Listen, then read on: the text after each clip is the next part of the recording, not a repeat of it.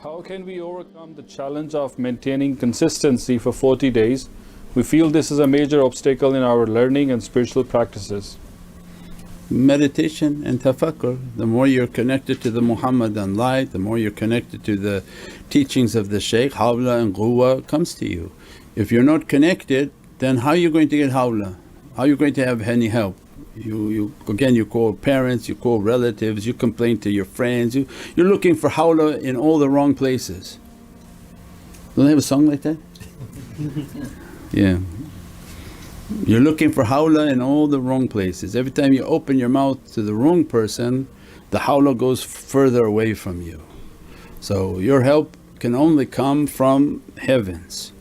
And if you want Allah's help is in the hands of Sayyidina Muhammad.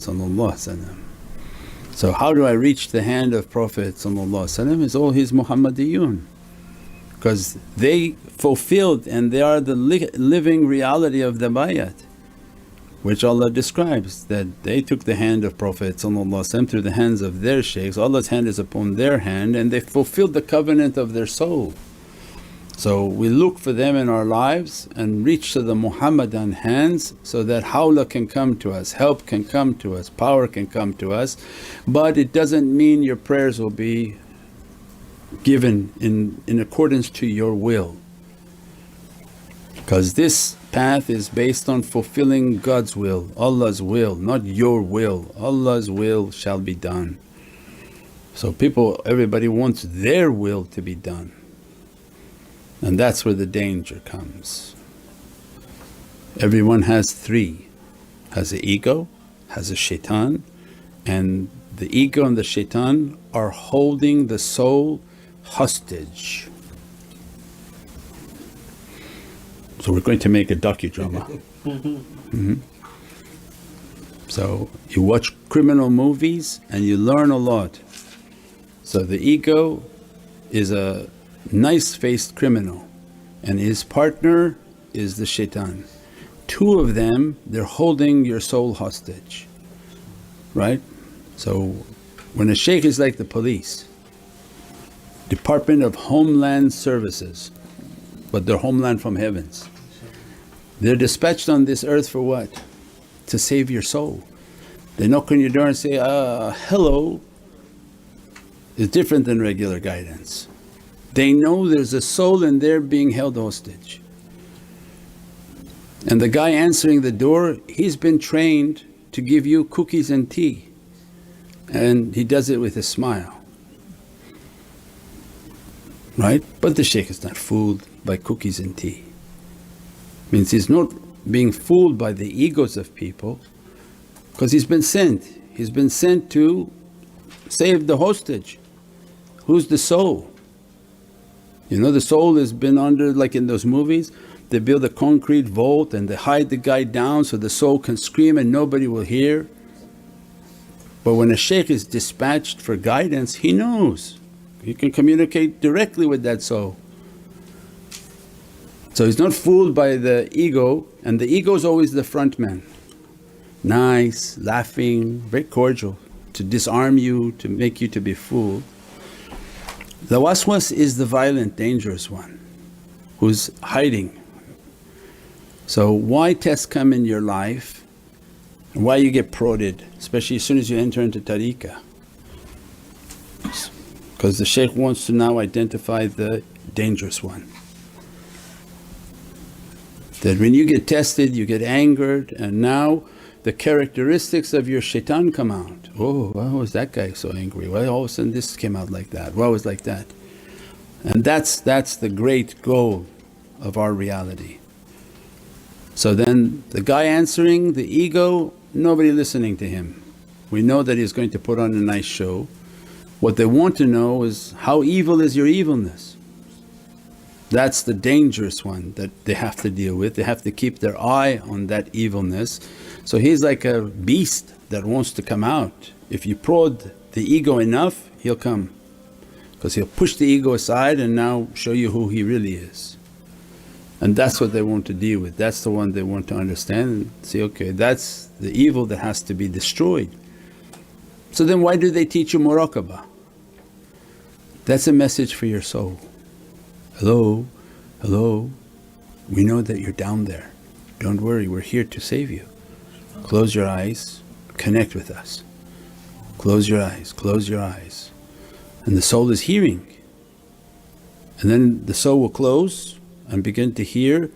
Then the shaykh can appear into that dungeon, because they're not confined by walls. They can appear into the dungeon and say, don't worry, Allah's sending a najat, Prophet is with you. Connect your heart, make the energy to drive onto your heart, build yourself so that you can become more powerful. And next time when your nafs comes down to torture you, you're going to grab him and hold him, and you're going to start to flip the game. And then when you got your nafs under your control and you have him in a headlock, shaitan is going to come and say, what happened to the nafs? Where's, because the two partners are coming. He comes, what happened to the nafs? And then the shaykh will grab that shaitan. So it's a very nice drama movie. So this is why we watch these police movies, because it's showing, God is showing to everyone. Don't you see that that's happening? You think it's only from the physical world that people grab people, abduct people and harm people. Everyone is doing that to themselves. You have a soul. And then the people whom are marking themselves more and more and more, it's those two characters are showing themselves to be even more, right? Their ego face, very dangerous. They're just too kind, because they've mastered the art of manipulating people. And their evil is so evil that it now puts its signs on itself. It can't even hide its emotions. They say you wear your emotion on your sleeves. They're marking their evilness. So that guy who's hiding, he's marking himself more and more. So you don't even have to guess anymore, right? So we describe there are people who go around and harm people horrifically. But when they interview, like, didn't you see this guy come through the truck stop? You say, yeah, but he was the kindest person you would ever imagine. And this from tariqah training is what? The nafs, the ego is not something to ever be trusted. And why do you come to tariqah to be trained and to not feel comfortable? Oh, the talk was a bit hard, and oh, I'm getting testing in my life, or oh, I have a case and I lose everything in the case, I never win.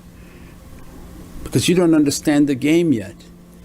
The game was not those two evil people to win, but the game was your soul had to be freed. But everybody's complaining, why?